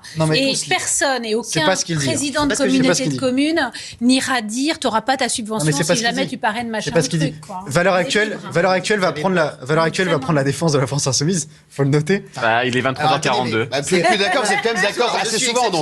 Il est 23h42. Valeur actuelle prend la défense de la France insoumise. Il est vrai, comme quoi c'est factuel, c'est pas un complot, on parle pas de l'argent public, de valises qui se transportent de l'Élysée à des conseils généraux, mais il est vrai que dans des grands départements, dans des grandes régions, des maires qui ne voteraient pas en fonction le bon parrainage, on va dire, de la majorité du conseil départemental au conseil régional, pourraient... C'est pas l'État. Non, mais il a parlé de l'État. Mais non, il a aussi parlé de l'État. Aujourd'hui, il a aussi parlé de l'État. Aujourd'hui, il y a de nombreux. C'est important de le rappeler. Il y a aujourd'hui de nombreux maires. Non mais attendez. Si vous me coupez toutes les 2 secondes, on va pas y arriver. Il y a aujourd'hui de nombreux maires qui aimeraient, dans ce principe-là de parrainage n'égale pas soutien, qui aimeraient parrainer quelqu'un d'autre pour qu'il puisse accéder à l'élection présidentielle. Mais il ne le peut pas, puisqu'il y a un petit peu une doxa qui estime dans des conseils régionaux, dans des conseils départementaux, qu'on ne peut pas, qu'on n'a pas le droit, sous profit d'avoir des pressions, des subventions, notamment par rapport à l'éducation, notamment par rapport au transport, et un maire ne va pas pouvoir parrainer quelqu'un d'autre en fonction de ça. Et c'est ça le problème. Et ça pose la mais si ça peut vous rassurer, il faut le dénoncer haut et fort. C'est inadmissible. Ce n'est pas la démocratie. Ou alors il faut remettre l'anonymat. Si c'est le cas, si c'est le cas, il faut le dénoncer haut et fort. Mais entre nous, pour la majorité, s'il vous plaît, s'il vous plaît. Mais arrêtez. Non, mais objectivement, on est d'accord. Merci, madame. Non, mais c'est vrai. Si c'est le cas, il faut le dénoncer. Ça sert à quoi C'est une dérive de la démocratie. Aujourd'hui, ça, il faut le dénoncer. Ça sert à quoi? Si vous avez des preuves, faites-le, que la justice fasse son travail. Vous êtes pour qu'il y ait une candidate comme Marine Le Pen ou un candidat comme Moi, je suis pour tous les candidats. Non, mais vous êtes pour qu'une candidate comme Marine Le Pen ou Éric Zemmour ait leur parrainage. Je peux. Bien sûr. Et que des députés ou des maires En Marche, il y en a peu, soutiennent et parrainent Éric Zemmour ou Marine Le Pen. Est-ce que je peux? Chacun fait ce qu'il veut. Je peux? Merci. Non, mais ça ne sert à quoi? Ça sert à quoi aujourd'hui que ce ne soit plus anonyme? À rien. Voilà. Non mais voilà. À rien, c'est Hollande qui a fait ça. Mais ça sert à quoi? À rien. C'est une demande de transparence. Toujours transparence de quoi? Une demande de transparence. De quoi? C'est un beau mot, la transparence. Ça a été demandé, pour le coup, c'était demandé, parce que pour avoir toujours plus de transparence. Mais la transparence de quoi? Que X ou Y parraine un tel? Vous l'avez présenté de la bonne manière au début, ça Ah change merci. le sens du Moi aussi je suis extraordinaire. Non, mais Ils vont pas être d'accord avec autre chose. Alors, écoutez, nous, moi on j'ai travaille une pour les autre. avoir, mais par ailleurs, je pense que pour aller plus la loin, France Insoumise a plus de mal à avoir ses parrainages parce que Fabien Roussel se présente et que lui a beaucoup d'élus locaux. La gauche est totalement explosée, tout simplement. Non, parce que les communistes ont plus d'élus. Non, mais disons les Boum. Allez. Totalement explosé. On a un groupe communiste, on n'a pas un groupe Si gauche il y a encore. Si gauche il y a encore. Il y a des gauches. Ah encore. Oui, ça pose un problème démocratique. À l'intérieur du problème démocratique, c'est que pour obtenir les parrainages, ça veut dire qu'il faut y consacrer énormément de moyens quand on est des candidats comme nous, comme Jean-Luc Mélenchon, qui n'avons pas. C'est du porte-à-porte, c'est vrai, c'est ça. Ça veut dire. Non mais c'est pardon, je le redis autrement, qui n'ont pas autant d'élus locaux que le Parti socialiste, qui a juste à claquer des doigts pour avoir ses élus, pour avoir ses signatures, que Emmanuel Macron et que les Républicains. Donc c'est des moyens qui sont consacrés. C'est-à-dire que c'est des équipes qui font du porte-à-porte pour convaincre, rendez-vous avec les maires, en voiture et dans tous les départements en même temps. Avec le prix de l'essence en plus. Avec le prix. Non mais ça coûte cher. Je vous jure, c'est pas une petite question. C'est aussi une question de temps. C'est-à-dire que les militants, pendant qu'ils vont chercher des signatures auprès des maires, ils n'ont pas le temps de faire campagne pour le programme. Donc c'est une rupture d'égalité, y compris à l'intérieur de l'élection présidentielle. On est tous dans le même bateau. La preuve, non, attendez, vous avez déjà vos 900 signatures. Alors votre mec, il est même pas. On ne peut pas dire qu'on a la majorité des mairies, des conseils départementaux et des conseils régionaux. La réalité, elle est factuelle. Il est vrai qu'il y a des gens qui, portés par la candidature d'Emmanuel Macron et l'intérêt personnel, présidentiel, on a le droit, rejoignent beaucoup. de départ. Est-ce que vous savez comment ça s'appelle? Est-ce que vous savez comment ça s'appelle? C'est pas méchant. Ça s'appelle un marronnier. On est d'accord, mais c'est les pleurnichers permanents. Et dans 5 ans, il y aura le même synthé et on aura le même débat. Et à force de dire que, alors, sur ce que disait monsieur, et si c'est le cas, et si vous avez des preuves, et c'est factuel, il faut le dénoncer, c'est une dérive de la démocratie. Mais ils auront presque tous leur parrainage. Aujourd'hui, on en reçoit même de candidats qui. Mais pardonnez-moi. C'est pour Loïc Mendes, ça donne un petit peu de sel. Vous voyez ce que je veux dire? On en parle, on débat. Ça fait parler d'eux. Honnêtement, c'est pas pareil. Ils sont victimes d'un système. Qu'ils le rejettent. Je suis pas d'accord, c'est pas la même chose que la dernière fois. Non, je suis pas d'accord, c'est pas la même chose que la dernière fois. Précisément le fait, et vous l'avez bien dit, que les parrainages soient publics au fur et à mesure, eh bien ça pose un problème à un certain nombre de maires. Ça pose un problème à ça. Mais non, parce qu'on veut défendre ça comme programme, on veut pas défendre n'importe quel programme. Voilà. Donc on fait pas ça parce que. Alors est-ce que vous estimez que les machines TER sur le bord des quais, ça va pas? Oh non, les machines TER sur les bords des quais, ça va pas. Vous ne vous souvenez pas de la vidéo de... Ah oui, voilà. Est-ce que vous vous retrouvez dans ça, par exemple? Ils n'ont pas la confiance des élus et ils viennent pleurer sur les plateaux télé qu'ils n'ont pas leur signature. Mais c'est une réalité. Si on va au-delà du débat, vous n'avez pas la confiance des élus. Donc Anne Hidalgo, vous suivre. Donc Anne Hidalgo a la confiance des élus. Apparemment, oui. Parti socialiste, c'est une... Non, mais les chiffres sont quand même astronomiques. Anne Hidalgo fera un meilleur résultat si Jean-Luc Mélenchon n'y est pas. C'est peut-être un calcul politique. Voilà, si on rentre dans le complot permanent, c'est une réalité. 652. Voilà, 652. Et pourtant, aujourd'hui, les socialistes ont des mairies, des départements et des régions. Moi, je sais qu'on vient seulement de recevoir, nous, les parrainages, les formulaires de parrainage à envoyer. Donc, ça commence seulement. On est au début. Donc, c'est pour ça que je suis Non, mais voilà. pour Marine Tous Le Pen, les pour ans, le coup, il y a une vraie... c'est dur tous les ans pour Marine Le Pen, c'est un vrai sujet. Mais aujourd'hui, il y a un sujet évidemment avec Éric Zemmour qui vampirise un petit peu certains parrainages. Bah, et puis il y a le fait que, comparé à 2017, Marine Le Pen a perdu 100 élus locaux. Donc il y a une initiative que je trouve intéressante, même si c'est pas mon bord politique, mais c'est le MoDem qui a décidé de faire une réserve de signatures, de 300 signatures, je crois, parrainage, dans le cas où, disent-ils, Zemmour, Le Pen et Mélenchon seraient empêchés d'avoir leur signature. Moi, je trouve que c'est une démarche qui honore le MoDem, qui justement rappelle le fait qu'un parrainage n'est pas un soutien, mais la possibilité pour un candidat de se présenter à l'élection présidentielle. Imaginez une situation dans laquelle Jean-Luc Mélenchon serait pris, alors qu'il est le candidat qui est justement en tête de l'espace que vous appelez la gauche, qui serait... C'est pas moi qui l'appelle comme ça, c'est tout le monde l'appelle comme ça. Bah, si vous voulez, mais que Jean-Luc Mélenchon serait empêché de se présenter à l'élection présidentielle. Ça voudrait dire que dans l'élection présidentielle, il manquerait des choix comme la 6ème République, sortir de l'OTAN. Donc pour vous, les sondages, maintenant, c'est l'élection. C'est fini. Comment ? Pour vous, les sondages, c'est l'élection, alors. Non, mais Jean-luc Mélenchon, attendez, juste... Arrêtez les politiques, les sondages. Mais les sondages, quand ils sont bons, c'est génial, et quand c'est pas bon, c'est... C'est pas que ça. Allez, 23h49. Il est temps d'aller se coucher. Mais attendez, c'est pas que les sondages. Non, mais on n'entend pas. Il a fait 7 millions de voix à l'élection présidentielle. Allez, Oli, une tisane et Oli. Il a fait 20% la dernière fois. Allez, une tisane et Oli. Merci beaucoup d'être venu débattre ce soir. Soir Info. Monsieur Dupond-Moretti. Voilà, c'est la fin de cette vidéo. J'espère que ce que j'ai dit vous a plu, vous a intéressé. Si c'est le cas, je vous invite à vous abonner à ma chaîne en n'oubliant pas de cliquer sur la petite cloche pour recevoir des notifications. Je vous invite aussi à me dire dans les commentaires ce que vous en avez pensé parce que moi ça m'aide beaucoup, je les lis. Je sais qu'il va y avoir des commentaires sur cette coupe de cheveux, mais je m'en fous, c'est pas grave. Indépendamment de la coupe, allez-y pour les commentaires qui concernent le contenu. Et puis, si cette vidéo vous plaît, je vous invite aussi à la partager sur les réseaux sociaux et à mettre des petits pouces bleus pour l'aider à monter dans les tendances.